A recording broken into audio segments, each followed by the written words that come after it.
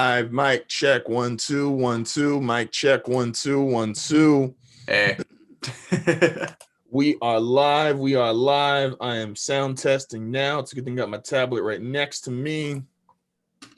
Oh, I love hearing my voice, except I don't. See, that never goes away. I don't know how you feel about that, but I've never enjoyed the sound of my own voice. Oh, me neither. As much as I talk and record, I like at some point I thought because you see like guys that are like huge, obviously, like guys that get like literally millions of listens anytime they talk. And you would think it's like, oh, well, they got to be super comfortable. And I just can't imagine they like their voice either. Like, no, they all have editors. It's just like I feel sorry for you. The fact you have to hear me talk as much as you do. I have to listen to me. Like, that shit sucks. Like, anyway, what's good, everybody? Welcome, join back in for a live stream number 2, another episode of the A&M podcast. I am your host, Justin, and we got Matt, the one and only editor extraordinaire. How you in the building? How you doing? I want to die. Now, what is Cam Soda? What is Cam Soda? I didn't think that video would get you guys. It made me laugh. Fam, I didn't know what the fuck it was. Like, niggas were just laughing at me. I'm like, I don't know what the fuck this shit is, y'all. Like, I'm innocent. Yeah, exactly. Like, I think the innocence in your voice made it for me. It like solidified how funny it actually was. I didn't know no better. It's all right. You had 2 great teachers. I got pros on that shit. So what's good? I told myself I wasn't gonna do that because I'm trying to get a different intro for each show, and I say what's good for the real big 3. Oof. I'll have a different intro next week, but it's cool. So I wanted to start today, and by the episode of the live stream, not sure if this episode title is going to make it to the actual episode, but I wanted to discuss something that I think you and I handle really well, that I am learning the internet doesn't give a fuck about, and I'm actually learning even people outside of the internet don't care as much about as I thought they would. Yeah, I started putting. Well, what are you talking about? I'm talking about spoilers. Yeah, I started. Oh, go. Sorry. I'm talking about spoilers for anything. So yeah. You and I, neither of us are dickheads. And so whenever we've shared shows or shared manga or just anything really, we've had a pretty good way of being like, yo, I think this is dope. I think you'll like it, without giving something away. Even while being able to hype, like you've told me a bunch. You're like, yo, based off the manga, like this season of My Hero and the anime is going to be dope. Yeah. And there's shit. And so there's a very like just a mutual respect of like, yo, I like this, I'm gonna endorse it, but I'm gonna not give it away. Well, I tried doing that with Attack on Titan too, because that's like I figured I felt weird about cutting together videos that talked about the anime, you know, because there are some people that are watching it dubbed, and I was like, man, I don't want to, like, what if they're just like, I'm reacting to like sub stuff, you know, and I'm like, feels kind of weird, but no, and it's something that like I think everybody should, and obviously they don't. By the way, for anybody watching, like I switch around stuff in my office. I will have a regular green screen, literally just green behind me eventually, but should be starting next week. All you need is light, man. It's fine. There you go.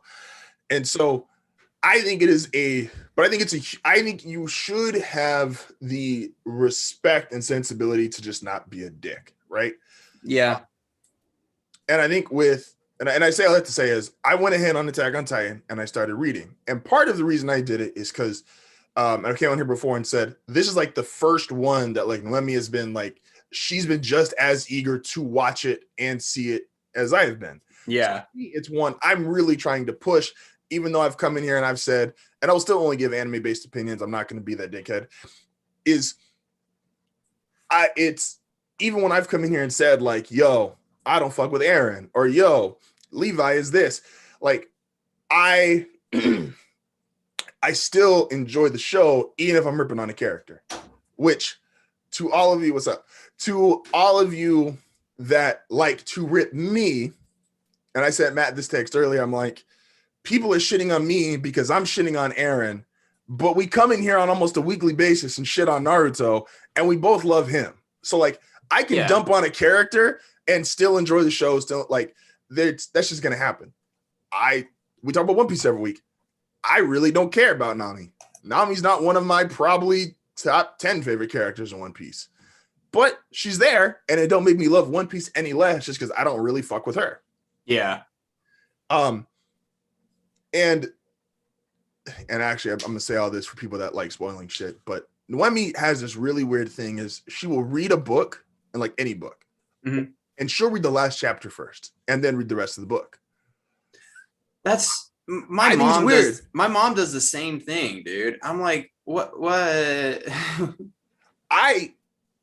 So I'm not a Game of Thrones person, so I will throw this to you with the question. Okay. Is yes, I want shows to end well. Like I would be crushed if One Piece ended shittily. I have the confidence that it won't. Yeah. Because I've got 1,000 chapters. I'm like, all right, homie's not just gonna shit the bed on chapter fucking 3005. That's how many more chapters we got, by the way. We're getting at least 2,000 more. Holy shit. This next arc's gonna be big. But I'm like, but I also like the anticipation of not knowing the ending. I like what could happen? Like with the hope and belief that it won't disappoint me. But like you were a Game of Thrones person, and you said your Game of Thrones ending sucked. Yeah, if I remember correctly. Just a little. Yeah. So like when you get invested in it, but like that ride is important to me. So I'm gonna throw it to you. In reference to Game of Thrones and other shows that you watch, why do you think people are like just so what the fuck ever about spoilers? And I'm not counting like Twitter trolls, internet trolls, like they're gonna do shit anyway. I'm not comparing them, but like actual people that just enjoy like spoiling something or giving it away. I think people just like it's a power thing. It's someone like, oh, I know something you don't, and I'm just gonna say it. Oh, what happened? No, you're fine. I was talking to Alexa. Cool. I still need a lat being on there. So that's fine. Go on. Yeah, no, I was like, I always figured it's like a weird power thing. I like people like there's like an excitement to it too. I think that's the other end of the spectrum. So you have like the assholes that like do it because they're just assholes, you know. They'll jump on like a Attack on Titan season 4 trailer and go, oh, I can't wait to see, you know, insert thing that isn't going to be in this part of the fucking thing. Like, you know, I can't wait to see the Zeke Titan to turn into a fucking pterodactyl and do things, you know, or whatever. But like, I also, if that happens, don't tell me. I'm not saying shit. And I even like what Attack on Titan did with like have you seen the season 4 trailer for like part 2? Yeah, there's a lot of like hints. But they made it, I thought they did a great job making it still like super vague. Like you just get this back shot of Eren, you get this super shiny light, and you're like, Eddie, I think the line is oh, I've been waiting for you. And I'm like, that's dope. That gets you hyped, they get you excited. You're like, where the fuck is he? Like, what's going on? Especially from where we left off on. It's like him and Reiner about like, so essentially him and Reiner are going to finish their fight. You have all the Marlians flying in. It's like, so I thought I shout out to them. They did a great job with that little teaser. Yeah. Program. I think there's also like a level, like, yeah, it's like a weird power thing. And like some people just like watching the world burn. I think a lot of spoilers come from just excitement. You know, like we get excited about One Piece. And this entire fucking podcast spoils One Piece if you're just an anime watcher. You know? Absolutely.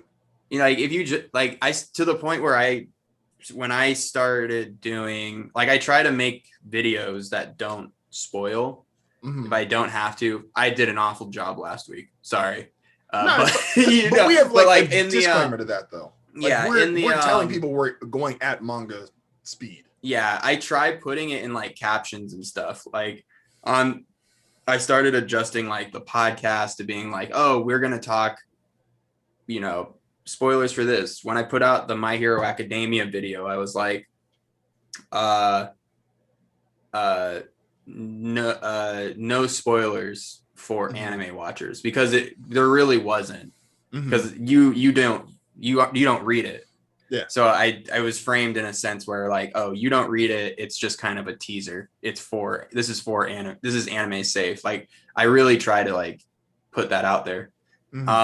As someone who tried doing that with did you ever watch How I Met Your Mother? It was like this sitcom show. Sparingly, like I saw episodes here and there, but I was never like a religious watcher. I never watched it. I have never watched a single episode of How I Met Your Mother. And I remember being in like, I think it was like middle school or something, maybe high school. And everyone was so excited for this show that was ending. And I knew that it was going to air on the East Coast first before it came to the West Coast. And so I looked up spoilers for the ending. And just to know, I was like, okay, how did it end? And then I went, I could post this. Yeah. And fuck it for everyone on the West Coast. Like all my friends, I could just like fuck my friends over and do that. Be like, oh, so-and-so does this, so-and-so does that. These two end up together, have fun. And then I went, why? Yeah. But it was like for me, that was a power trip, like that was a moment of like, I'm in power. I can like just do this. No, absolutely. It's it just takes the fun out of it, because like, especially with anime and manga, I think there is such an emphasis on moments that don't even have to be necessarily the best well-written moment or the best written moments. Yeah. But when you're in that moment, you're like, holy shit, this is really cool. And what I found, and I'm weird, I'll go back and rewatch like certain anime and manga moments just because I'm into that shit. But for a lot of people, that's only going to hit once. That's going to hit the first time you see it, the first time you experience that. So to take that away from someone, that person is just unable to enjoy it as much as you did. And if you're the one who told them, yo, this is super cool, yo, this is dope, and you take that away from them, it's like, what the fuck are you doing? Like, why don't you just cook food in front of me, make this real nice 5-star meal, and then tie me to the fucking chair and beat me with a baseball bat? Like, I don't get the food. I don't get to enjoy it. I just watch, like, I just get beat up. Yeah. Like, yeah, I'm definitely taking a gamble not reading Attack on Titan. There's a part of my brain that's just like, made it this far, just made this long, just go for it. Fuck it, Yeah. I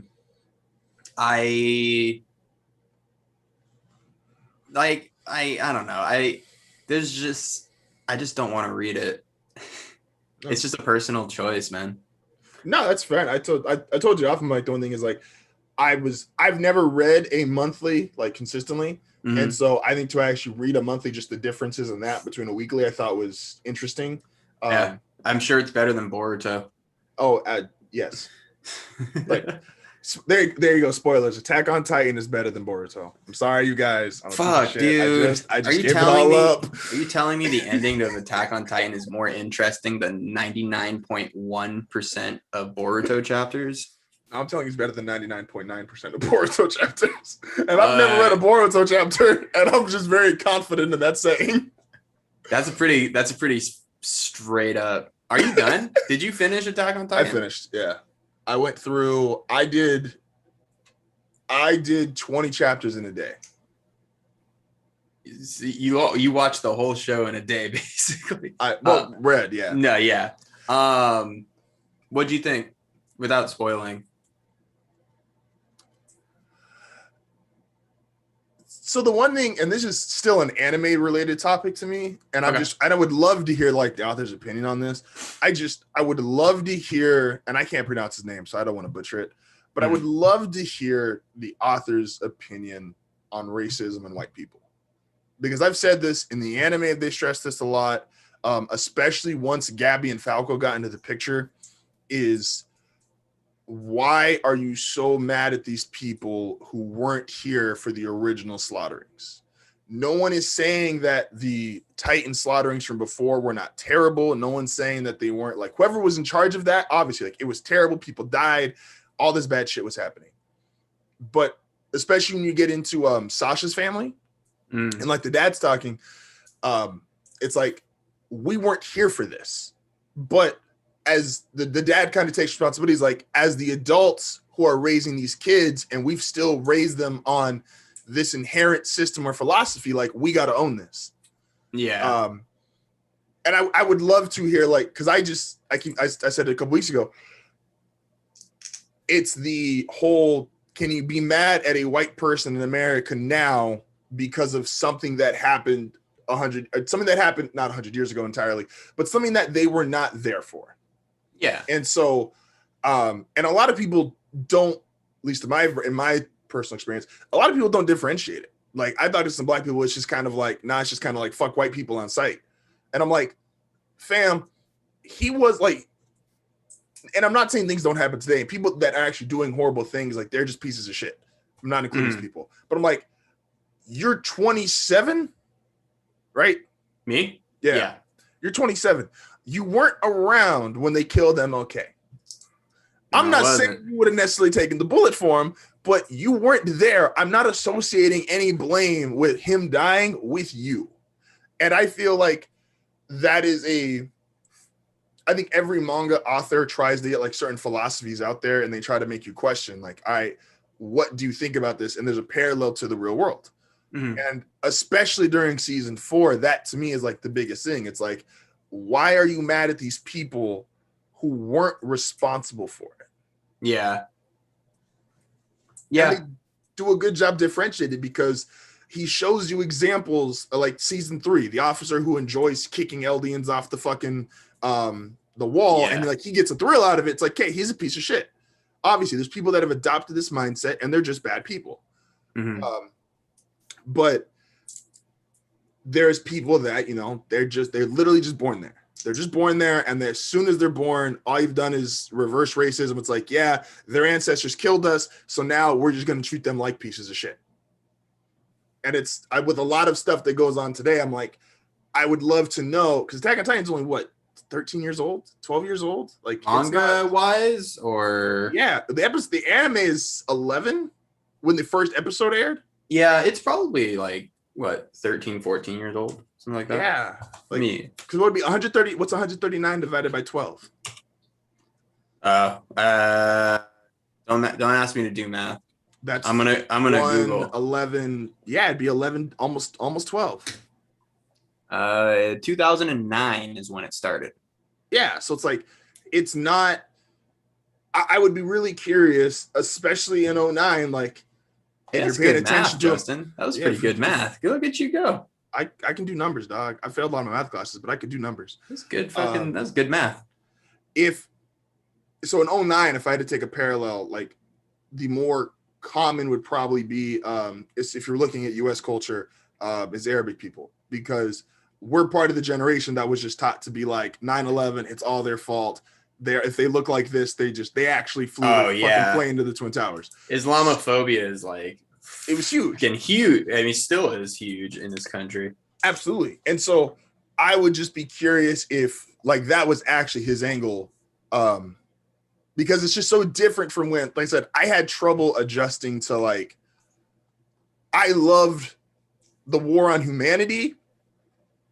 It took me a little bit to adjust to, like, well, humanity's a piece of shit, actually, and it's not really the Titans' fault. And I'm like, you're not wrong, but you are like drastically changed. Like, we were driving to Disneyland and you just took a hard right turn, and now we in Six Flags. And I'm like, I mean, he just kept going straight. That's one freeway. That's yeah. We were going to Disneyland, and then we stayed on the road for another hour.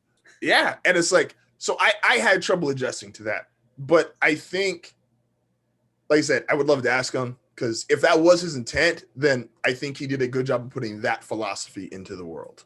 Were you so you were satisfied? Would you say you were satisfied with the ending? I'll say I was satisfied with Attack on Titan. As like the ending of Attack on Titan? Or just say I was satisfied with Attack on Titan. And I don't know if that makes, so the way that I view manga and anime endings, and this is a me thing, I was satisfied with Naruto.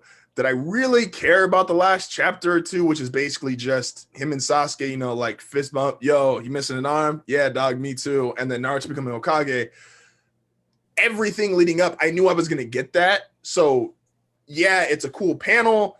Yeah, this is what you're telling me working up to. But I'm like, the actual like coronation becoming Hokage, like I didn't feel the way about. I was like, that was just the natural payoff. Like that fight was amazing. But that to me, essentially, that fight is essentially the end of Naruto. Okay. I don't really. It's an ending. Like it feels. Yeah, it's like, an ending. And it's an ending that you're satisfied with. Yeah. Okay. I think in the totality. I only ask because I've heard like it's been very divisive. Like the ending of Attack on Titan has been extremely divisive. Another friend of ours that like was watching it and then went, I'm just gonna read it because I saw all the spoilers online. She Becca? Yeah. Becca ended up reading it and she went, I almost cried at the ending, you know, and I'm like I don't tend to cry at things that I read, but you know, I might cry at like the anime when if nothing gets spoiled. But I've also heard that it's like a shit ending. I think that just is a product of like fan base. Like there are people that like the way Game of Thrones ended. I don't know them, but there are people that enjoyed this. Without saying it's one or the other, are you a fan of open world endings? Like Avatar has an open world ending. Like, oh yeah, even though Korra went away, you could still technically be in that world. Or do you want we wrote the story, closed it off, and this world no longer exists? Insert whatever show that is. I can't think of one top of my head. I care about an ending that feels like if character arcs get closed out, then we good. The world can continue to exist however the world exists. But if characters don't feel like they hit their journey or like didn't like reach the end of like a journey, going off of everything I know about Attack on Titan, Eren going from like this happy-go-lucky kid to a fucking terrorist, and you know, maybe he like takes over the world or whatever. As long as it feels genuine, like all the way through, like that's all I care about, you know. Okay. Did you like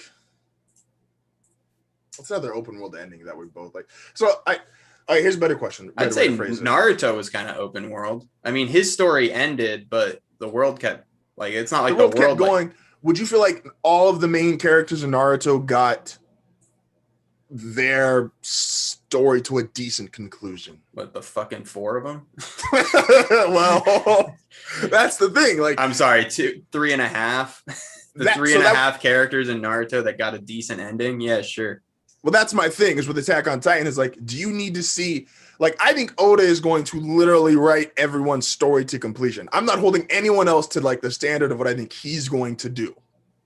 But if he's the gold standard of like, he's going to literally write, like Arlong is going to get completed. Somehow Arlong's going to come back, get a whole new brand new backstory. And we're going to fucking wrap that up with a bow.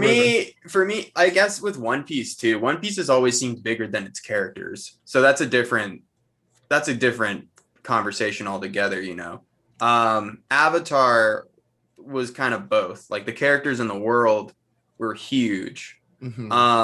Naruto always felt like the world needed a conclusion. And I feel like I'm always going to feel like Naruto didn't quite hit that.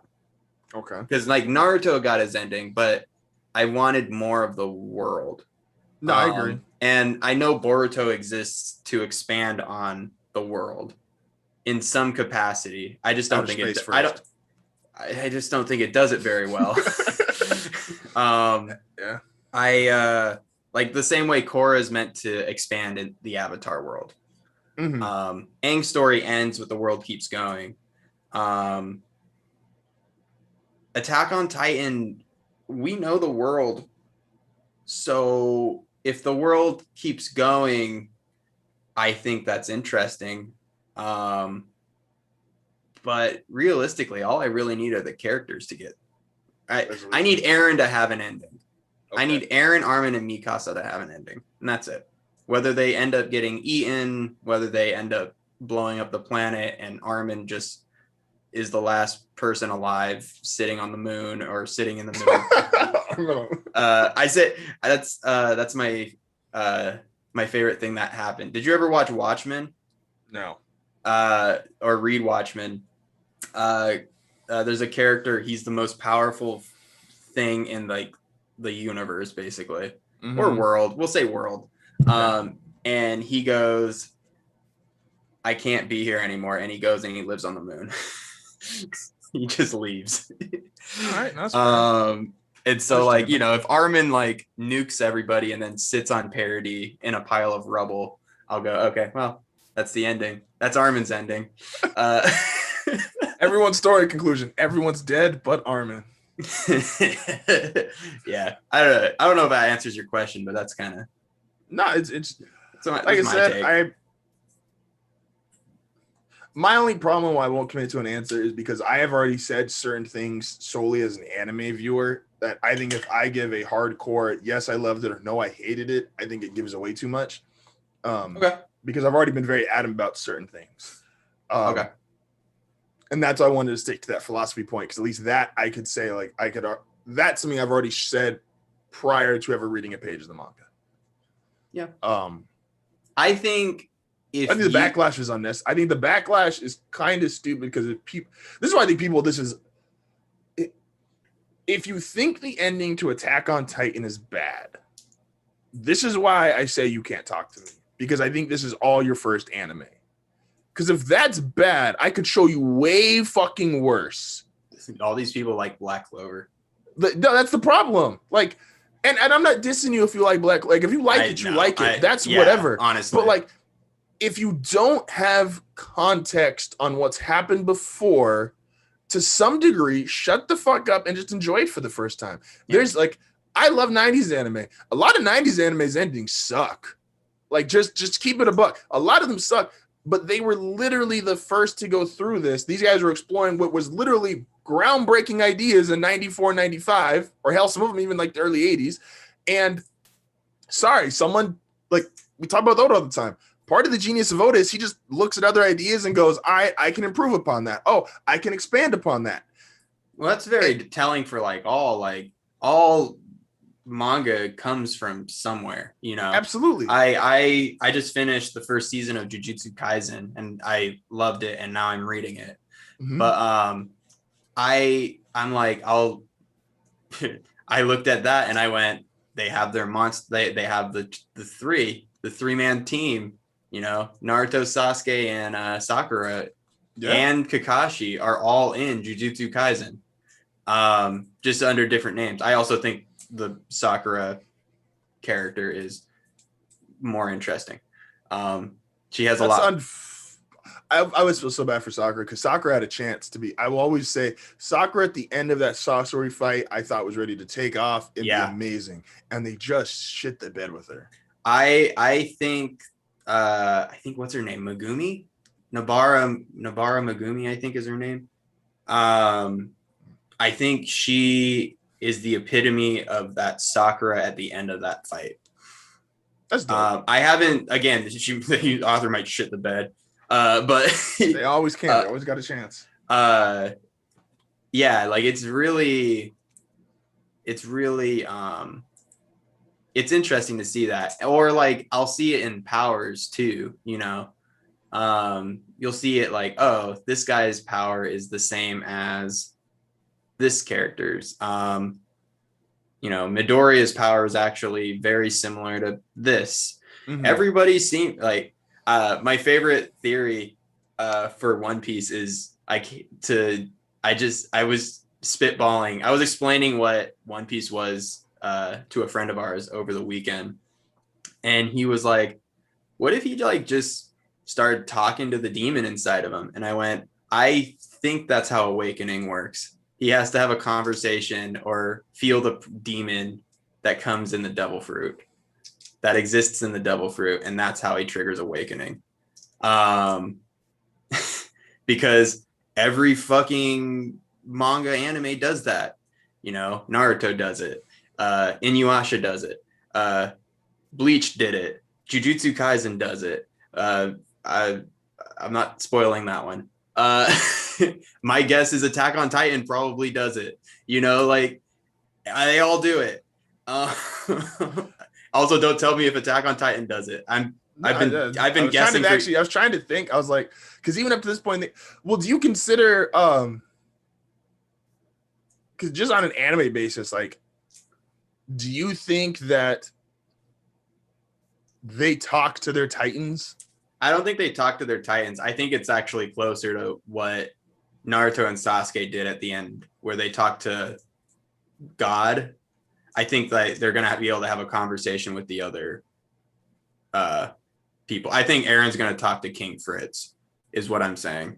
Mm-hmm. That's like, I've had that theory for a couple years. Like basically, as soon as I found out that like they had shared memories, I was like, oh, Aaron's gonna talk to the King.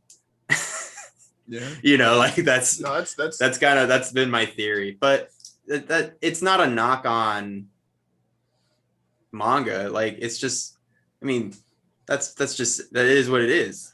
It's how everything works. Like when I discuss sports, it's like if you watch a football game, a slant pattern is the most basic route in football. You know why? Because the motherfucker works. And if it works, somebody else is gonna see it works, and then people go and do it. Yeah.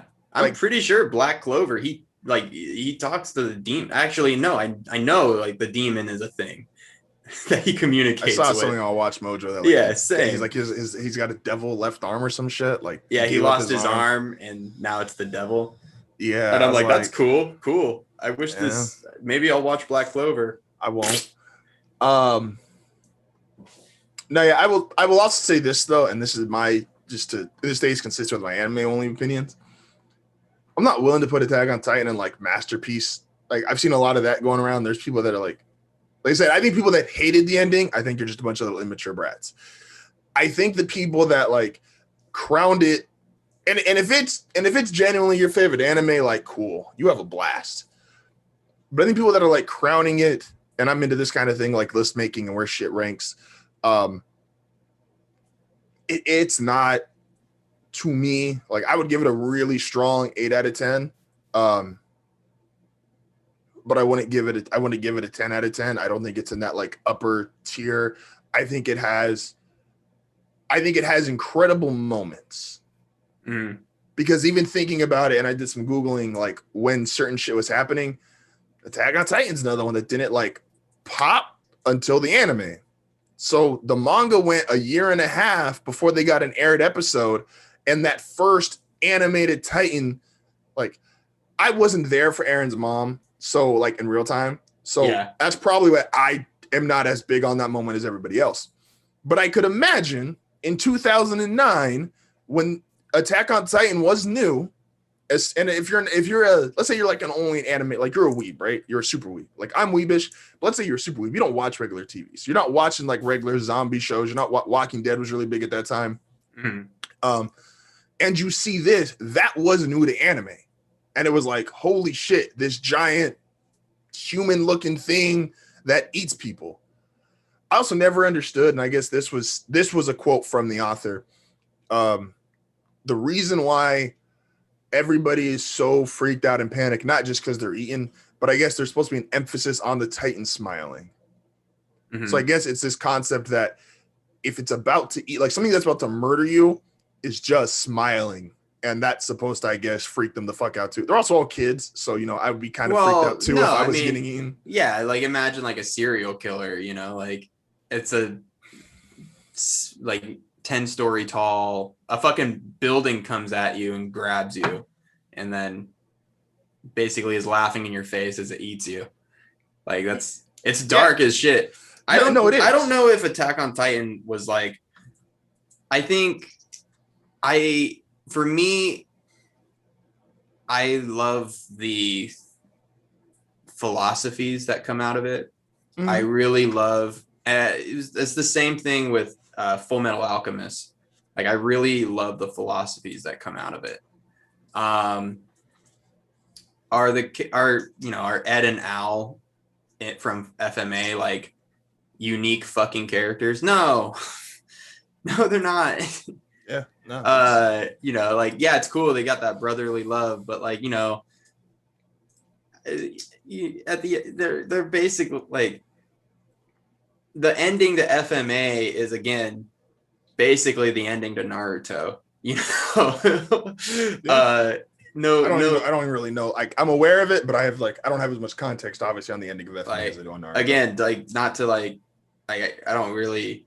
I know you probably wouldn't like FMA. I would love for you to watch it, but I don't know if I know you as well as I think I do. I don't think it's. I've tried several times on FMA, and it's like I have great respect for FMA. FMA is one of those shows that I do think, as I say, Attack on Titan doesn't deserve to be on like that. And like I said, I'm into lists, so I'm weirdo. But FMA, I think, deserves to be on the top 5 list. Brotherhood. Yeah. I don't think Attack on Titan, once we're past like the emotional part of everyone's like, fuck, it just ended and all that stuff. Like when you really get to sit back and review it, I don't think it will be.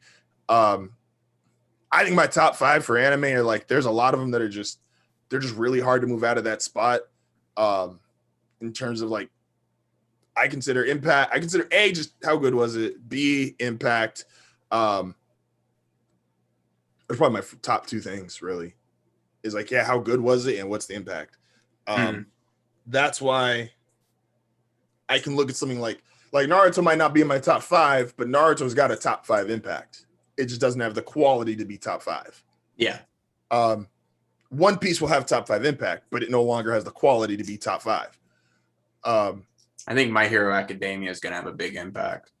That's the thing.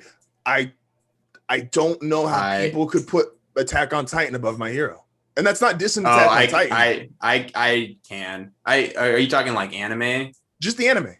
I would put Attack on Titan above My Hero. That's gonna be so tough. Especially when it's all done, I think it's gonna be tough. And I don't even know where My Hero's at right now. I think My Hero is gonna have a devastating fucking ending. But we're not there yet. And what I know, if we're looking at anime, especially after this season, I still think Attack on Titan is. You think so? Yeah. Yeah, for me, man, like Attack on Titan's like the best anime I've ever seen. And that's me it's literally thought provoking. And I have like my favorite anime character of all time is in Full Metal Alchemist, like with the close second being Midoriya. So man. That's yeah. See, I just like the philosophies, man. I love the idea that the way it's the history that gets it for me. The idea that like history is written by whatever dominant culture. And is it true? Is it not true? Like, it doesn't matter because this is what is being pushed out. And like, and you have like the brainwashing aspect, which I think is covered in such an interesting way. You have like the self-hatred, like internalized racism is portrayed in such like an interesting way, and something you don't like. It's always felt cheesy in other animes, that internalized bit. Mm-hmm. Like you could argue and say Itachi had some internalized racism. Mm-hmm.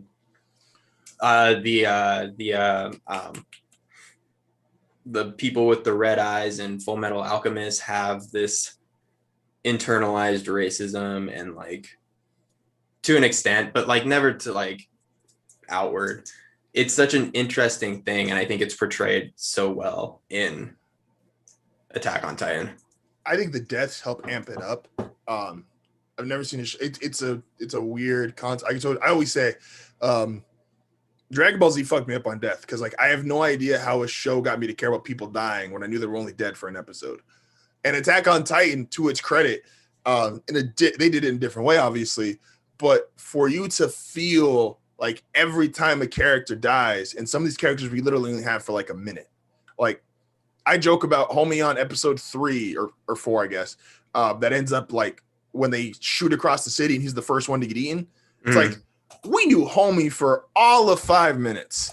And he was like, fuck yeah, guys, let's go. And it's just gone. And it's like, yeah, it feels like Saving Private Ryan to me. And I love Saving Private Ryan. I have that movie actually. I have it somewhere around here. Anyway, Saving Private Ryan starts on D-Day. You don't know any of those soldiers. And the second shots fly off, I feel something. I think it's we just watched Godzilla versus Kong in theaters, and honestly, it's exactly what you'd expect it to be. It's not good, but it's a great time. We went back home and watched the old King Kong movie, Kong Skull Island. It came out like a few years ago. It has like Samuel L. Jackson in it, and there is no reason that this movie should be as interesting and good as it is. It's a movie about a giant monkey, you know, like that is King Kong, but it is there is metaphors for PTSD because it takes place like right at the end of the Vietnam War, like right after Vietnam is like finished. It's a commentary on like PTSD and war addiction and everything. And like, honestly, it's about a giant monkey monster. People are gonna die. Like, you know that. And I couldn't tell you any of the characters' names, but like I cared about every single one of them. No. And that's how I felt about Attack on Titan. I couldn't tell you half of the characters that died's name, but it's too many. Fuck, like I feel for all of them. That's the thing. That's to capture feel is such an impress. That's usually, and we'll transition into One Piece. Yeah. That's how One Piece got me. Is the Arlong Park arc was the first arc that made me feel for a character. Is I felt, and as I started, I don't remember if it was caught on mic or not, but I was like, I'm not really a big Nami fan, but I was during Arlong Park. And that was, I used to, when we talked about it before, I used to tell you, I'm like, I can't take their crying seriously because they just do these over the top, big teeth, exaggerated tears, all that shit. And I'm like, fam, what the fuck are you doing to me? And then once you get into the characters and their backstories, you're like, you start to feel for that kind of crying. And you're like, oh, fuck. And it just, to capture, I say there's two things that are super hard to do. One is to get people's ears. That's what we're trying to do now. Like, just to get people to constantly come back to have their ear when you talk is super hard. Also, to get people to feel something. And I will never that's why I won't ever completely discredit these shows like a Naruto, like a Dragon Ball, that, and even Kenshin me for a degree, like that just get you to feel something. Even if you go back and like, if you just read a script, you'd be like, yo, this is some bullshit. What did I just watch? Yeah. But like, you're feeling it. You're in the moment. Attack on Titan. Yeah. Like I could watch, I'm a real sick fucking human being. And I have this real sick ASMR that I do for season 1, 2, and 3 deaths. And they're just videos on YouTube and it's just kill counts. And I just hear people scream and get torn apart by Titans for about 30 minutes. I think you need to go. I think you need to sleep a little bit more. I tell everybody, I was playing it at work the other day. My uncle walked in. He's like, what the fuck are you doing? I'm like, I can't tell you because you'd fire me. And I just like kept letting it go. Like, it's sick. But it's like, even knowing what happens and know, like, you could rewatch. I get how when you watch that show, you can know exactly who dies and you still feel away. And it's like, fuck, fam. Like, everybody's just, and then I feel fucked up because I'm like, I just don't got it for Aaron's mom. I'm sorry. Like, I feel. How many moms have I seen die in anime? All of them. I've seen all of them. Like, the only one I haven't is like it's why I like My Hero. The mom's alive, and she's the most adorable human being on the planet. Like, but like Dr. Stone's fucking funny too. Because his dad is like died of old age 3,000 years prior to the fucking like main storyline. Like he's like, oh, dead parents. Yeah, Yeah. Not just, it's just part of anime. Like, yeah. It's gruesome as fuck to watch her get eaten, but like, and it sets the tone. But like, no, it does. It's like, I wouldn't like say like it's anything more than a tone setter. absolutely, yeah, absolutely. You know exactly what you're getting. I would say like the bigger deaths are like when they Levi's squad in season 1. That's that one. That's a game changing one because that's when you know that like, oh, like anyone could just die. Like Marco, first time I watched My Hero or Attack on Titan, Marco's death was very like, honestly didn't really pay attention to Marco. I didn't either. I think he's more prominent in the manga. But like, on rewatch, I'm like, oh, well, now I know to pay attention to Marco, and like, wow. I still don't think Marco did. I still don't think Marco. I like manga. He doesn't do much in season 1. He's, I don't know. I would say like when you rewatch the show and you know that like Marco is like a pivotal character, like his story or his death isn't supposed to affect you. It's supposed to affect Reiner in the anime. I think Marco, and he is part of like the reason why Aaron's so angry about it, or sad, and everyone's so devastated about Marco, is because he was part of the top 10 in that class. So he's Aaron's class basically. He just isn't highlighted in the anime. Well, and I really don't think it's highlighted in the manga because I went back and read a couple early chapters too. Mm-hmm. Like his whole thing is, and this is also an anime only thing. It's just that dynamic between Reiner, Bertolt, and Annie. And so it's like when you're watching the anime and you get to see, yes, it's a fucked up death. They take his equipment, they just leave him there, and they're like, all right, you just go and die. Like, but that's because they're trying to hide being Titans. And it's like, well, fam. And Ryan, it's like the first glimpse into like how fucked up Reiner is in the head. That's done a little better in the manga. I will give him credit for that. It's not done poorly in the anime, but I think it's done better in the manga. He gets a couple more like monologues in his head, and homie just can't think straight. Yeah. But he's a war baby, and I said that a bunch. So when you see him like after they literally just did it and him go, why is a Titan eating Marco? Like, why are we just standing here? Why is he dying? And it's like, oh, homie's got real issues. And then you get the tree scene when they've got Ymir and Eren, and they're like, and he's breaking down again. And he's like, I'm a soldier, but they're my friends, but I'm a soldier. And it's like, that stuff is, this is why people shit on me for this. I think that, and then you see what he does in season 4, and like, that never goes away. Homie is just fucked up since a child. And it's like him dealing with that. And like, and yes, I understand. Reiner literally said, I just want to die. But he never really gave up, which I like as a characteristic or as a trait, even if it's unrealistic, especially in this world where people literally say they won't give up until they get a fucking rock thrown through their head by Zeke. So like, to be the character who Eren at this point in the anime just to me feels like the give up character, I'm like, fam, you can't be the one dude in this world who just said, well, him and Zeke, I guess. You can't be the bitch boys. Like, y'all are brothers. You can't be the bitch boys in this world. This world does not have room for bitch boys.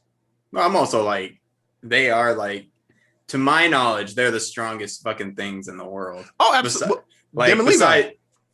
And Levi, yeah. Like, absolutely. Like, I hope Mikasa's like, she's up there too. I would call her a top 5. She's a top 5 person. Like her, you're an Ackerman or you're one of like you're either an Ackerman or you're nobody. basically. Because even the shifters, it's like really out, especially once Eren goes on this rampage and it's like he's eating the Warhammer Titan. He's got the Founder Titan, the Attack Titan. He's eating the Warhammer Titan. It's like, fam, like the Jaw Titan's cute, but like the other Titans weren't made. Besides him and Zeke, they really weren't made to like be combat. Like Armin's literally just supposed to detonate and go home. Like, how do you win? I just explode. Game over. Zeke can actually fight, even if he sucks at it. Eren can actually fight, even though he sucks at it for 2 seasons. Dude, I'm waiting. Don't tell me, because I have this theory that some Titan is gonna figure out how to fly, and don't tell me if that happens. But like, I'm like the implications that can go through with the Warhammer, and I'm like just thinking about it, and I'm like, well, shit. Even like Eren, like with the all the power of the founding Titan, could theoretically like make a new Titan shifter that could fly. I just want a flying Titan so bad. It's like a spider with wings. I want the whale that flies that Zeke was with in the intro. That will forever be lost. Where's that in my whale? head. Where are you at though? Homie, that's his introduction. It's literally like you see him. There was a and don't look it up because the picture contains I'm not spoilers. going to. But someone did it. Someone heard me and actually put out a size comparison of all the Titans you will ever see in Attack on Titan. And I was ecstatic.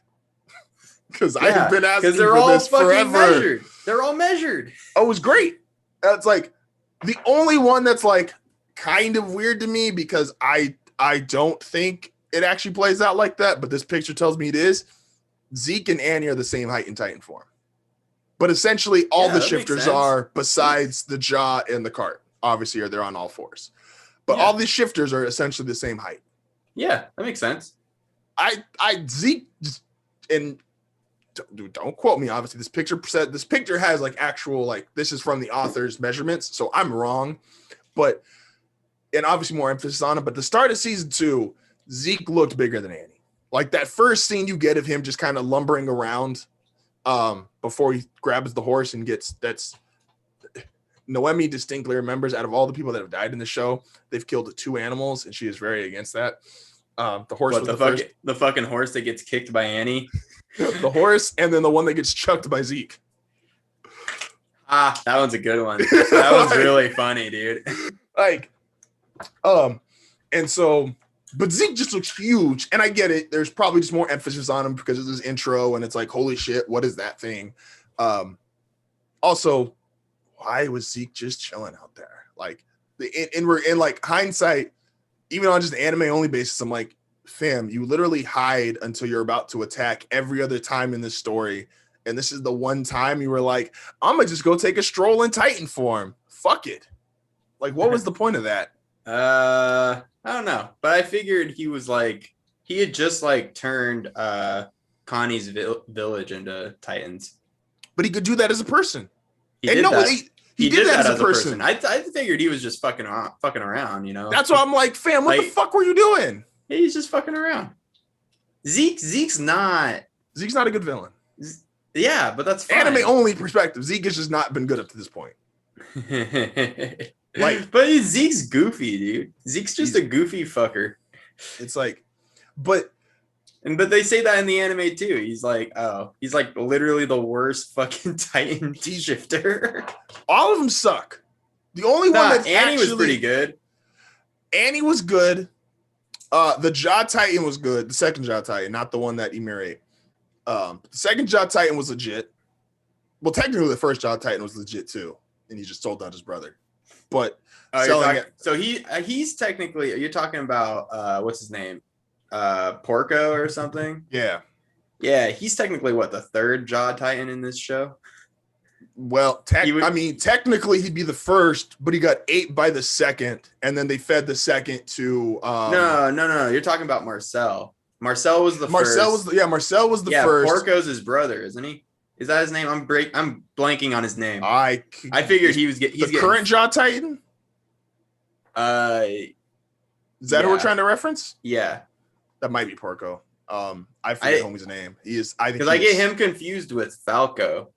Because they had like similar sounding names, and I'm like, oh, but no, it's not Falco. His name's like. No, Falco's the kid. Falco's the kid that's gonna get turned into a Titan or something.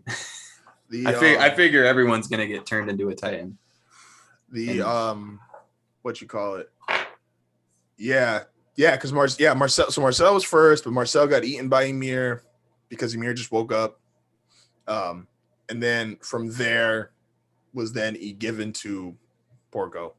I can't remember. That's his nickname, dude. I don't remember what his actual fucking name is. Because he's not that relevant. That's what I'm. He's a Titan shifter, and I'm still like, he's just not that. Like, what the fuck are you here for, dog? Like, you're not. Yeah, bro. He don't have like. He's used to being the winner. And he got a. None of the Titans are shitty. I'll at least give him that. Like, there is an emphasis now, whether you agree with it or not. I will say the author puts an emphasis on trying to like make each Titan like good. Even if you think I still think very lowly of the Cart Titan. That's just me. But you're a coward. Peak's the best. That's the thing. Like, there's an argument to be made. It's like, just Google Peak. No, I don't want to. I promise you, I don't want to.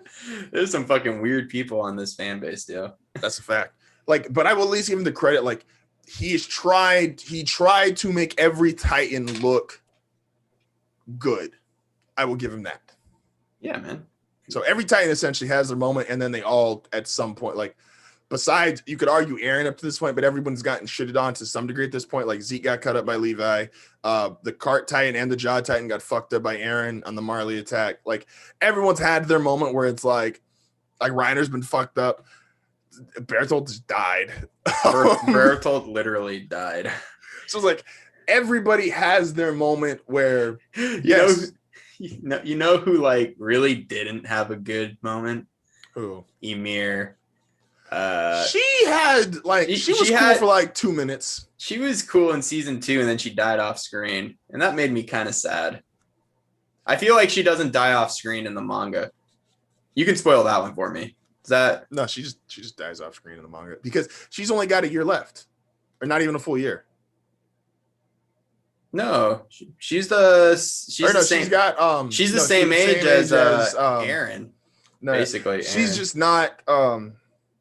She's just not with the shits because she just essentially refuses to go because the story is over there, and she's like, "Well, I ain't doing it," and so they're basically like, "Well, if you're not going to, we gonna feed you to somebody that will." Yeah. So she's not.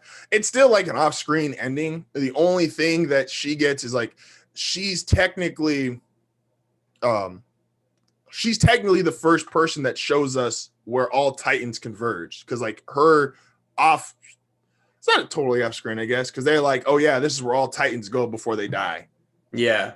And she's looking into it. So it's like, all right. But yeah, she has a I wanna read Attack on Titan. I'm just gonna read it next year.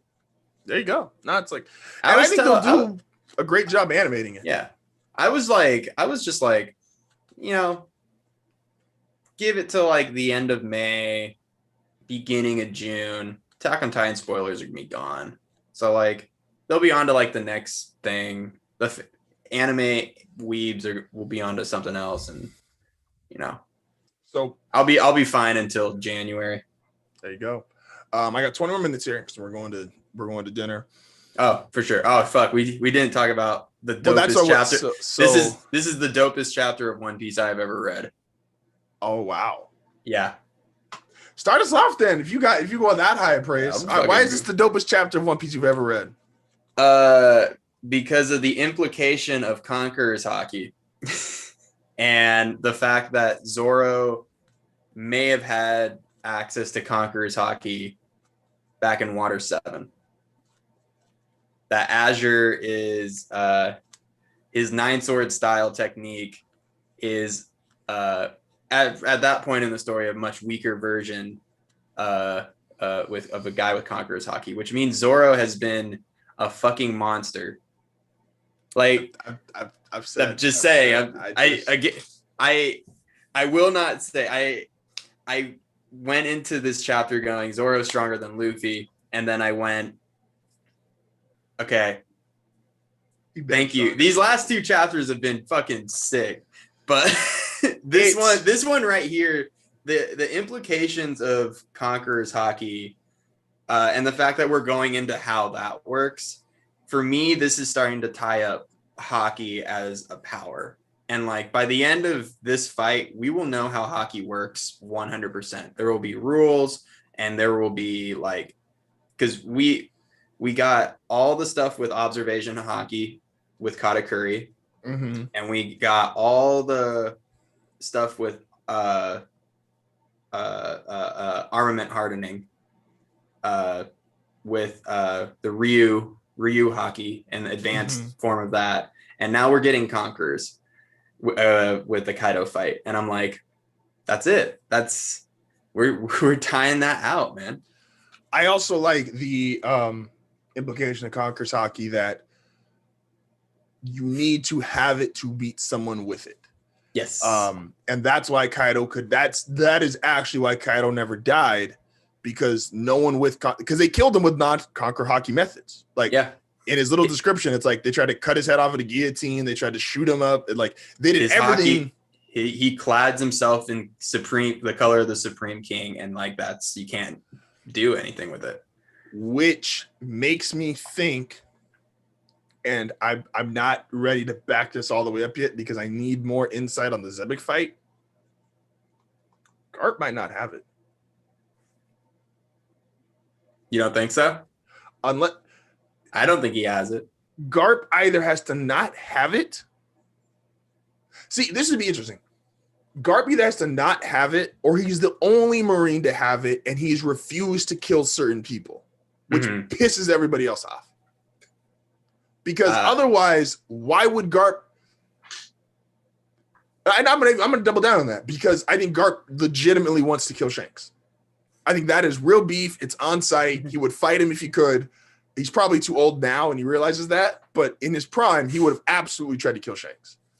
I think there's only one Marine with Conqueror's Haki, and that is one active Marine, one canonical Marine. Not like, I think Z had it, but I can't be certain.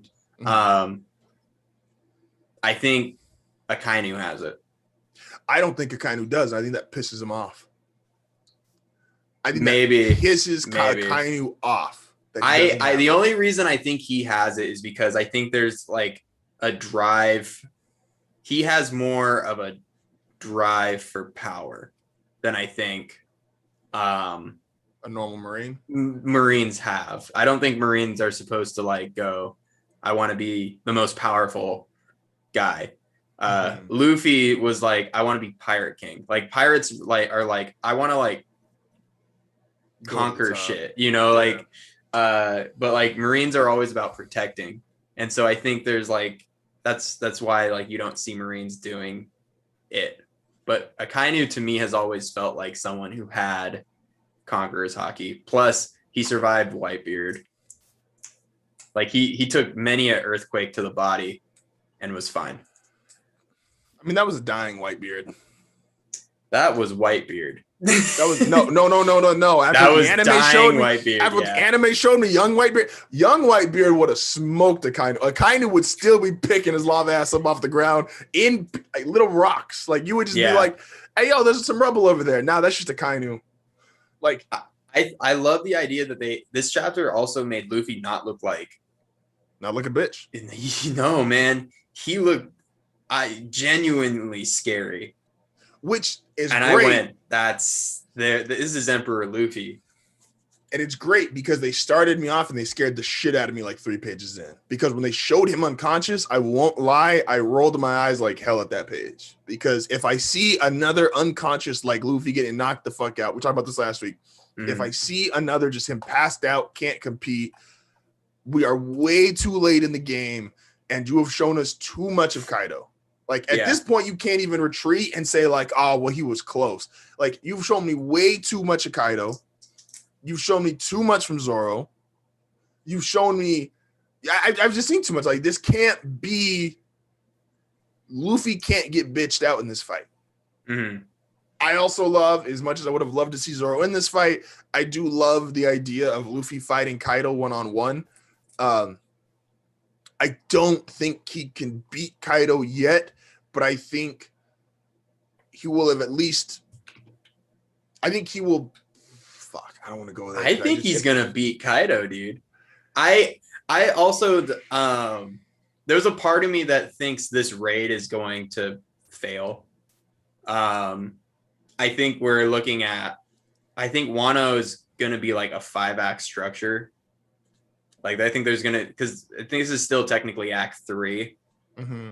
So I think that like the third act is gonna end with this raid on Onigashima like failing. And then in Act 4, they'll, finish it. However they'll finish it. Mm-hmm. Act 5 will be kind of like the fallout of it. It'll be like short. But yeah, no, I'm like, dude, this for me, this for me was like the best chapter of One Piece I've read in a very long time. If Luffy knocks out Kaido, what's the implication? Luffy is the strongest emperor. No, see, that's where I'm like, well, no, because we don't know Shanks. We know Shanks can stop Kaido. We don't know how though. We don't know how. We just know that Shanks stopped Kaido. So for me, Shanks stopped Whitebeard, and all they did was swing at each other once. Yeah. So Shanks ain't no bitch. Well, we know Shanks ain't a bitch, but I'm like, we know had Kaido up here forever. It would, for me, like Luffy discovering that like Conqueror's Haki is you coat yourself in it and can do this like insane stuff. That to me shows that he's emperor. Oh, absolutely. Like, I think he can fight Big Mom now. He can fight Kaido now. He could probably fight Blackbeard because the way Haki works. But Luffy is like a monster. No, he is. He would probably be like would probably if he beats Kaido, he'd be like number 2. Behind who? Shanks. Respect. We don't know anything about Shanks. Shanks is a monster. But yeah, no, I think that would put Luffy at the point of Roger before Roger goes to Raftel. Okay. So that's actually a good point. Like that Roger Whitebeard monster fight. Like that would put him on like that level if he can beat Kaido. So what do you think then? And we'll end on this question. What do you think is the thing that separated Roger? So let's say with being able to clad yourself in Haki, we're assuming that Luffy, I'm gonna assume Shanks can do it, and I'm gonna assume, and obviously Kaido can do it. I'm gonna assume Big Mom can do it. Blackbeard, I actually don't think his Haki's that great, but I think that's because his Devil Fruit cheats him. So I'm not gonna. Yeah. I don't know what his Haki's gonna be like. But his awakened Devil Fruit will be something fun. But yeah. So, but with that, what do you think? Essentially, and we have to assume Whitebeard had that. So what's the thing that separated Roger and Whitebeard? Like, what was the one thing that Roger learned above Haki, above Devil Fruits, that put him at the top of the world? It was probably just his level of Haki, man. Like, I don't know if it's anything that complex. Like, it was just, I don't think it was one technique that put him overboard. I think he was just, his Conqueror's Haki was just the highest level it could go. It could have had something to do with D as well. Do you think Zebek's the same case then? Zebek's just had a stronger Conqueror's Haki than anybody else? Yeah. He's also a D. So I think that might be the next thing we talk about is the D in the name, because Whitebeard doesn't have it. Whitebeard is just Edward Newgate. Kaido doesn't have that. Big Mom doesn't have that. Shanks don't have it. Learning what the hidden meaning behind D and whatever power comes with those people will get talked about next. But at this point, I'm like, if Luffy beats Kaido, like he's one of the strongest characters in the fucking absolutely in One Piece world. Well, that's why I'm curious what like that next. So whatever the power of D is, if that's the separating factor, because you do need something like because we need one more thing, because essentially, and Oda, props to you. I wouldn't want to write this. we've had Kaido for technically 700 chapters. Whenever Garp first talked about him, we got another sighting of Kaido when it's like when Shanks pulls up at the war and it's like, oh, wasn't he just with Kaido? How the fuck is he here? Then we get to Wano and we actually see how much of a monster he is. We still have to go to Marijois, and we still have to see these people who we were told that just guard the place that are stronger than admirals. Yeah, that are supposedly, right? Yeah, like these are these strong, like in here, like these guys are the best we have because we can't fuck around, because if this place goes down, the world goes to hell. So I'm curious how we go from Kaido to these people, because if Kaido's your predecessor in terms of a power scale, you got a lot to live up to. But then in that same breath, though, I'm like, okay, say Luffy beats Kaido. Mm-hmm. He's the strongest in the known One Piece world at that point. Mm-hmm. Because we don't know what's above Kaido. We don't know what's above Kaido or Big Mom because no one's beaten them. Yes. We don't need to worry about Luffy ever needing to power up again. Theoretically. Right? Like, it's just like, and I'm fine with that. No more training arc. We don't need like the 15th Rasengan to appear. We just know that Luffy's Luffy. He's a fucking monster. And like, we can focus without Luffy powering up. Now we can just focus on the world, the One Piece world. There's like so many aspects to this story that we can focus on besides Luffy discovering like all aspects. Yeah, like again, the implications of this is like we don't, like by the end of this fight, we don't need to worry about Haki because we'll know how that works. That's like the one power in One Piece that we know everything about. So let's focus on the double fruits now. Let's focus on the D's. Let's focus on the Void Century. Let's focus on X, Y, Absolutely. Z, whatever you want. You know, like we don't need, like Luffy he can still grow as a character. He just doesn't need to grow power-wise anymore. Do you think Kaido kills himself? Like, let's say their final clash breaks both their Haki. So similar to like the Katakuri fight where they both kind of collapse. Let's say Kaido actually has his cladding breaks because Luffy has ascended beyond him, or at least to a point of almost equal status, and he breaks it. Do you think Kaido takes the opportunity and kills himself? No, I think the CP0 kills him. Okay. I think I agree with you. I think it'll probably work itself out into like a draw.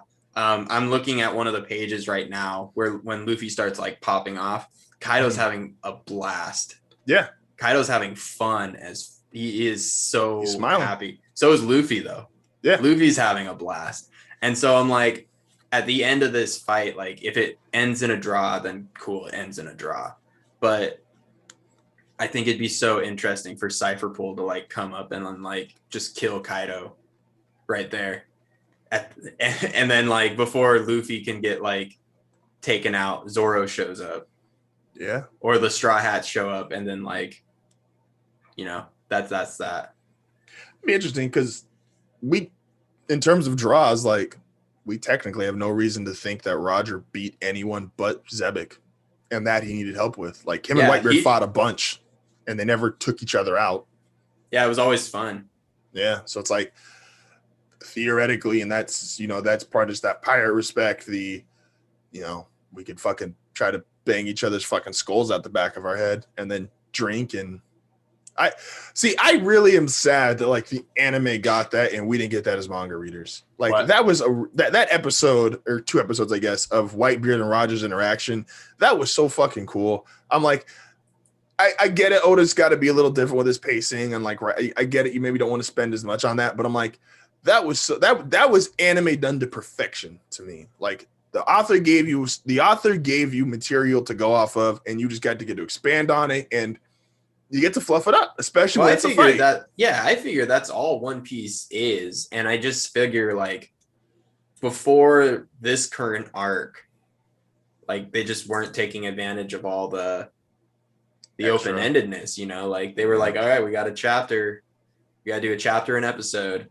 And I'm like, it's why are you making a fight and one chapter of a fight an episode? But we'll give Attack on Titan that they do a great job. Like looking at it, like, or after reading it, it's like they do a great job of how much content they put into an episode. Like they do a fucking. That's what I'm telling you, dude. Like, however long those chapters are, like, you know, say like 20, 30 pages a chapter, and they're definitely putting at least 2 chapters into an episode.